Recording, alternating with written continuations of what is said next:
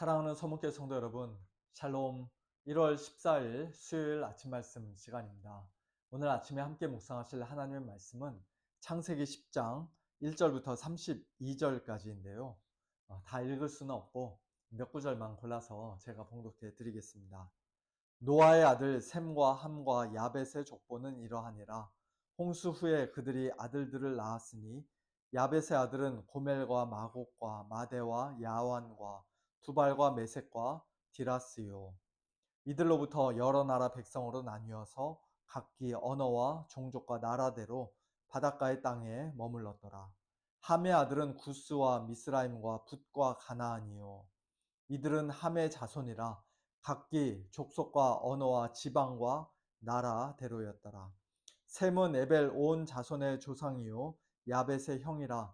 그에게도 자녀가 출생하였으니 셈의 아들은 엘람과 아수르와 아르박삿과 룻과 아람이요. 이들은 셈의 자손이니 그 족속과 언어와 지방과 나라대로였더라. 이들은 그 백성들의 족보에 따르면 노아 자손의 족속들이요 홍수 후에 이들에게서 그 땅의 백성들이 나뉘었더라. 아멘. 2025년 기준으로 전 세계 인구는 약 82억에서 83억 명에 이른다고 합니다. 성경은 이처럼 많은 사람들의 첫 번째 공통된 조상이 아담이라고 분명하게 말씀하는데요. 첫 번째라는 말은 두 번째도 있다는 뜻이죠. 모든 인류의 두 번째 공통된 조상은 누구입니까? 우리가 이미 잘 알고 있듯이 바로 노아입니다. 사람들의 죄로 인해 온 땅이 하나님의 심판, 홍수 심판을 받았을 때 오직 노아와 그의 가족 8명만이 하나님의 은혜로 살아남았기 때문입니다. 그리고 오늘 본문인 10장은 바로 그 노아의 세 아들로부터 시작된 후손들이 각각 누구이며 훗날 어느 지역에서 어떤 민족들을 이루게 되었는지를 기록하고 있는 매우 중요한 본문입니다.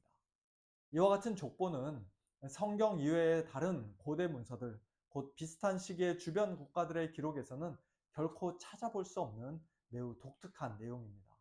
그 내용이 얼마나 자세하고 정확하고 체계적인지 성경을 하나님의 말씀으로 믿는 우리에게는 너무나도 당연한 사실이지만, 그러나 하나님을 믿지 않는 일반 학자들조차도 이 족보가 보여주는 범위와 체계성, 그리고 고대 문헌 가운데서의 그 독특한 위치에 대해 주목하지 않을 수가 없다고 합니다. 이 족보에 등장하는 수많은 사람들의 이름과 그들로부터 생겨난 각각의 민족들을 오늘 이 시간 하나하나 자세히 살펴보는 것은 시간 관계상 불가능한 일이기에 오늘 본문 말씀을 통해 우리가 배울 수 있는 중요한 교훈 두 가지만을 함께 생각해보며 우리 성도님들과 함께 하나님의 은혜를 나누고자 합니다. 먼저 첫 번째로, 노아의 세 아들들과 그들의 후손들이 각각 다양한 민족을 이루고 온 땅에 퍼지게 된 것은 어쩌다 보니 우연히 그렇게 된 일이 아니라 하나님께서 주권적으로 친히 행하신 일이었습니다. 사도행전 17장에서 사도 바울은 이렇게 증거합니다. 우주와 그 가운데 있는 만물을 지으신 하나님께서, 천지의 주제이신 하나님께서 인류의 모든 족속을 한 혈통으로 만드사 온 땅에 살게 하시고 그들의 연대를 정하시며 거주의 경계를 한정하셨다. 인류의 모든 족속은 다 한 혈통, 곧 아담의 혈통이며 동시에 노아의 혈통에서 나왔습니다. 그러므로 넓게 보면 우리 모두는 피부색과 언어와 문화는 다를지라도 한 피를 나눈 한 가족이라고 말할 수 있습니다. 그럼에도 불구하고 인류 역사 속에는 나라와 민족과 인종의 갈등으로 인해 미움과 증오가 끊이지 않았고 다툼과 전쟁은 오늘날까지도 계속되고 있습니다. 그러나 하나님께서 우리 모든 인류를 실제로는 다 한 혈통으로 만드셨다는 사실을 우리는 결코 잊어서는 안 될 것입니다. 또한 노아의 세 아들들의 후손들이 각기 족속과 언어와 지방과 나라대로 이곳저곳 옮겨 다니다가 어느 순간 여기가 살기 좋겠다 생각하여 집을 짓고 정착해 살았을지라도 성경은 그 모든 과정 역시 하나님의 주권 아래에 있었다고 말씀합니다. 사람들의 눈에는 우연처럼 보였을지 모르지만 실제로는 하나님께서 그들의 거주의 경계까지도 한정하신 것입니다. 이와 관련하여 신명기 32장에서 모세는 또 이렇게 노래합니다. 지극히 높으신 자가 민족들에게 기업을 주실 때에, 인종을 나누실 때에 이스라엘 자손의 수효대로 백성들의 경계를 정하셨도다. 여호와의 분깃은 자기 백성이라. 야곱은 그가 택하신 기업이로다. 여기에서도 하나님의 절대적인 주권이 분명하게 강조되고 있습니다. 여기서 한 가지 흥미로운 사실이 있는데요. 오늘 본문인 창세기 10장에 등장하는 족보의 이름들을 하나하나 세어보면 그 수가 모두 70명이라는 점입니다. 7 곱하기 10으로 이루어진 이 숫자 70은 성경에서 완전함과 충만함을 상징하는 숫자입니다. 애굽으로 내려간 야곱의 식구, 곧 이스라엘의 자손의 수요도 70명이었고 이스라엘 장로들의 수 역시 70명이었으며 예수님께서 전도 여행을 위해 파송하신 제자들의 수도 70명이었습니다.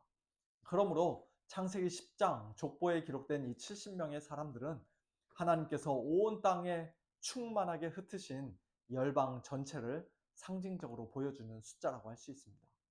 하나님께서는 각 민족들에게 기업을 주시고 인종을 나누시며 백성들의 경계를 정하셨을 뿐만 아니라 그 가운데서 특별히 셈의 후손인 야곱, 곧 이스라엘을 택하셔서 하나님의 분깃과 백성과 기업으로 삼으셨습니다.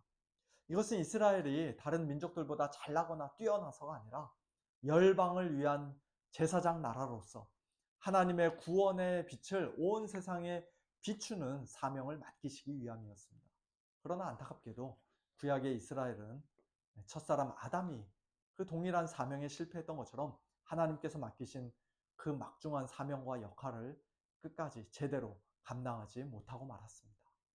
하지만 때가 참해 하나님께서는 하나님의 아들, 곧 마지막 아담이자 참 이스라엘이신 예수 그리스도를 이 땅에 보내주셨고, 또 예수님의 온전한 순종과 십자가의 죽음과 부활을 통해 이 세상의 구원을 위한 하나님의 뜻을 온전히 완전히 이루셨습니다.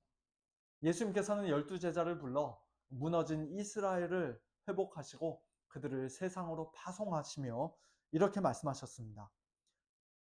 너희는 가서 모든 민족을 제자로 삼아 아버지와 아들과 성령의 이름으로 세례를 베풀고 내가 너희에게 분부한 모든 것을 가르쳐 지키게 하라. 예수님의 제자들은 그 엄청난 명령을 감당하기에 너무나도 부족하고 연약한 사람들이었습니다. 그러나 예수님께서 하늘과 땅의 모든 권세를 가지고 계신 만왕의 왕이시며 만주의 주이시기에, 또한 세상 끝날까지 그들과 항상 함께 하시겠다고 약속해 주셨기에 그들은 주님의 그 능력, 성령의 능력 의지하고 그 약속을 굳게 붙잡으면서 맡겨주신 사명을 끝까지, 죽기까지 충성스럽게 감당할 수 있었습니다. 그리고 바로 그 동일한 명령 앞에 오늘 우리 역시 서 있습니다. 저와 여러분, 그리고 우리 서문교회가 예수님의 이 명령에 믿음으로 겸손하게 순종할 수 있기를 예수님의 이름으로 축원합니다. 오늘 본문 말씀을 통해 배울 수 있는 두 번째 교훈은 노아의 세 아들들이 각각 많은 자녀들을 낳고 또 그 후손들이 다양한 나라와 민족을 이루며 온 땅에 흩어지게 된 것이 하나님의 저주가 아니라 하나님의 복이었다는 사실입니다. 창세기 9장 1절을 보면 하나님께서 홍수 이후 노아와 그 아들들에게 복을 주시며 이렇게 명령하십니다. 생육하고 번성하여 땅에 충만하라. 이것은 창세기 1장에서 하나님께서 처음 사람을 창조하시고 그들에게 복을 주시며 하셨던 말씀을 홍수 이후에 그대로 다시 한번 반복하신 것입니다. 내일 아침 말씀 시간에 좀 더 자세히 살펴보게 될 것이라 생각합니다만, 사람들이 함께 모여 바벨탑을 쌓았던 이유 가운데 하나는 바로 흩어지지 않기 위해서였습니다. 그들은 탑 꼭대기를 하늘에 닿게 하여 자신들의 이름을 내고자 했을 뿐만 아니라 온 지면에 흩어짐을 면하자는 목적을 가지고 성읍을 건설했습니다. 하나님께서는 그러한 그들의 교만한 시도를 언어를 혼잡하게 하심으로써, 곧 서로 알아듣지 못하게 하심으로써 강제로 중단시키시고 흩으셨습니다. 그 사건 자체만 놓고 보면 분명 심판이었고 저주처럼 보입니다. 그러나 그 심판 가운데서도 하나님께서는 사람들에게 일종의 일반 은총을 베푸셔서 그들로 하여금 여전히 생육하고 번성하여 땅에 충만하게 하셨습니다. 그와 같은 사실을 통해 우리가 유추해 볼 수 있는 진리가 있습니다. 그것은 바로 사람들 사이의 차이, 다양성은 우리가 무슨 수를 써서라도 없애버려야 할 저주가 아니라 오히려 하나님께서 허락하신 복이라고 할 수 있다는 것입니다. 생육하고 번성하여 땅에 충만하라는 하나님의 명령은 이 세상에 남자만 있거나 여자만 있어서는 처음부터 순종 자체가 불가능한 명령이었습니다. 반드시 남자도 있어야 하고 여자도 있어야 합니다. 마찬가지로 바벨탑 사건 이후 언어가 나뉘게 되었지만, 그래서 미국에 사는 저와 여러분이 영어 때문에 참 많은 고생을 했습니다만, 그럼에도 불구하고 언어의 다양성, 문화의 다양성, 인종의 다양성, 민족의 다양성은 차별과 혐오의 대상이 아니라 이 땅에서 우리 인간들의 삶을 더욱 풍요롭고 아름답게 만드는 하나님의 일반 은총적인 선물입니다. 이러한 다양성은 이 땅에서만 허용되는 것이 아니라 장차 완성될 하나님의 나라에서도 전혀 문제가 되지 않습니다. 오늘 본문에 여러 번 반복된 표현, 곧 각기 족속과 언어와 지방과 나라대로라는 말과 매우 비슷한 표현이 요한계시록에서도 계속 반복되는 것을 우리는 볼 수 있습니다. 요한계시록 5장에서 네 생물과 24장로들은 어린 양 예수 그리스도를 찬양하며 이렇게 새 노래를 부릅니다. 일찍이 죽임을 당하사 각 족속과 방언과, 방언은 언어란 뜻이죠, 백성과 나라 가운데서 사람들을 피로 사서 하나님께 드리시고 그들로 우리 하나님 앞에서 나라와 제사장들을 삼으셨으니 그들이 땅에서 왕노릇 하리로다. 또 요한계시록 7장에서는 온 세상에 흩어져 있던 구원받은 성도들이 함께 모여 주님을 찬양하는 장면을 사도 요한이 환상 가운데 보고 기록합니다. 각 나라와 족속과 백성과 방언에서 아무도 능히 셀 수 없는 큰 무리가 나와 흰 옷을 입고 손에 종려 가지를 들고 보좌 앞과 어린 양 앞에 서서 큰 소리로 외쳐 이르되 구원하심이 보좌에 앉으신 우리 하나님과 어린 양에게 있도다. 하나님의 나라에서는 내 옆에 서서 함께 찬양하는 사람이 어느 나라 출신인지, 어느 족속과 민족에 속한 사람인지, 어떤 인종인지, 무슨 언어를 사용했는지가 전혀 중요하지 않습니다. 나와 다르다는 이유로 성도끼리 서로 차별하거나 혐오하거나 무시하는 일은 상상조차 할 수 없습니다.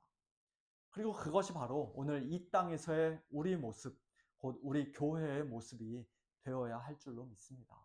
지난주에 설교 말씀처럼 우리가 in Christ, 곧 그리스도 안에 있다면, 동일한 믿음으로 그리스도 예수를 주로 받은 성도들이라면 그 외에 부수적이고 비본질적인 영역에서는 얼마든지 서로의 다름과 다양성을 존중하고 받아들일 수 있어야 할 것입니다.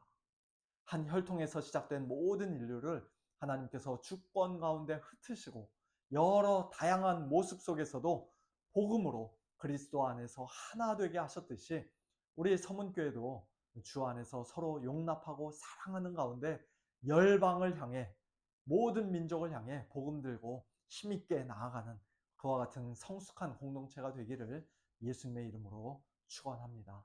함께 기도하겠습니다. 하나님 아버지 감사합니다. 오늘 창세기 10장 말씀을 통해 하나님께서 어떤 분이시고 무슨 일을 행하셨으며 또 저희들에게 무엇을 원하시는지 다시 한번 저희들 깊이 생각해보고 묵상하게 하시니 감사를 드립니다. 이 세상은 하나님의 뜻을 알지 못하기에 서로의 다름과 차이를 용납하지 못하고 나라와 민족 간에 또 인종 간에 많은 갈등과 다툼이 있고 전쟁이 끊이지 않지만, 그러나 저희 성도들은 하나님의 뜻을 밝히 알기에 이제는 서로를 존중하며 오히려 그리스도 안에서 사랑하는 그와 같은 사람들이 되어야 할 줄로 믿습니다. 하나님 아버지, 저희들 이 복음 들고, 평화의 복음 들고 땅끝까지 나아가는 자들 되게 하여 주시고, 우리 서문교회가 하나님의 뜻을 이 땅에서 더욱더 아름답게 이루는데 귀하게 쓰임 받을 수 있도록 축복하여 주시옵소서. 사랑하는 우리 성도님들, 하나님께서 오늘도 찾아가 주시고 함께하여 주시되, 또 연약한 우리 성도님들 많이 계십니다. 하나님 긍휼히 여겨 주시고 오늘도 강건하게 붙잡아 주시고, 또 믿음이 떨어지지 않도록 은혜를 베풀어 주시옵소서. 여러 가지 힘들고 어려운 가운데 하나님의 도우심을 간구하는 우리 성도님들, 오늘도 절대 주권의 하나님을 의지하며 하나님의 선하심과 하나님의 은혜와 긍휼을 붙들고 하나님의 약속의 말씀 붙들고 믿음으로 승리하는 우리 모든 성도님들 될 수 있도록 축복하여 주시옵소서. 감사드리며 예수님의 이름으로 기도하옵나이다. 아멘. 네, 성도님들 오늘도 주님과 동행하는 복된 하루 보내시길 바라고요. 오늘 저녁에 재직 세미나 있습니다. 광고 말씀드린 대로 우리 모든 재직분들 함께 참여하셔서 또 올 한 해 하나님 앞에서 더욱더 충성스럽게 사명 감당하겠노라 다시 한번 다짐하고 결단하는 귀한 시간 되기를 바랍니다. 저녁에 뵙겠습니다. 샬롬.